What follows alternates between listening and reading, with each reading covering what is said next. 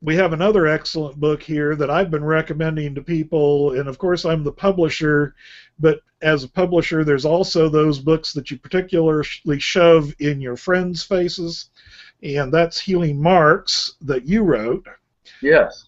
because I think it provides some how shall I say, some sound theology to go with healing. And there's just a whole bunch of questions that we've already raised about healing.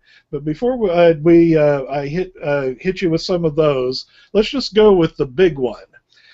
Was Jesus really a healer?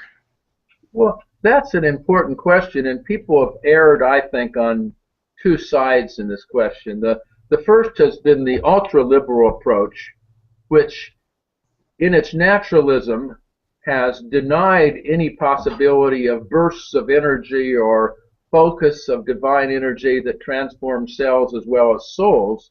That's an error on one side, it seems to me.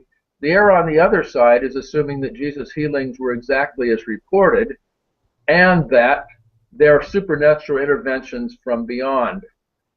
My sense, as I read the stories, and I read them as a 21st century person, that we live in a wonderful universe that we have barely tapped the power of the universe. We barely tapped the energies here.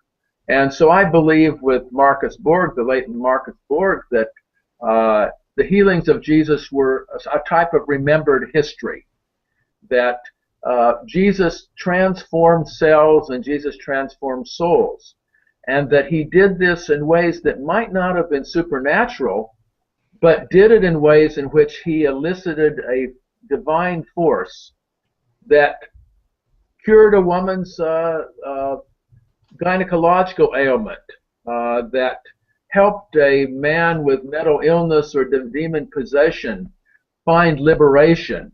So I see these healings as really reflections of the great focus of God, the energy of the universe, and the ability when we become in sync with God, or when Christ is in sync with God, for great things to happen.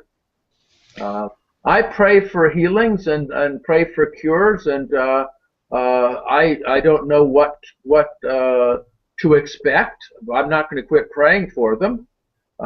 We had a healing service in our church this noon time, and while it was just a very small group, I'll ask on Facebook for people to write in their concerns, and we had a few people from across the country, and as we were there, we remembered the people from across the country too.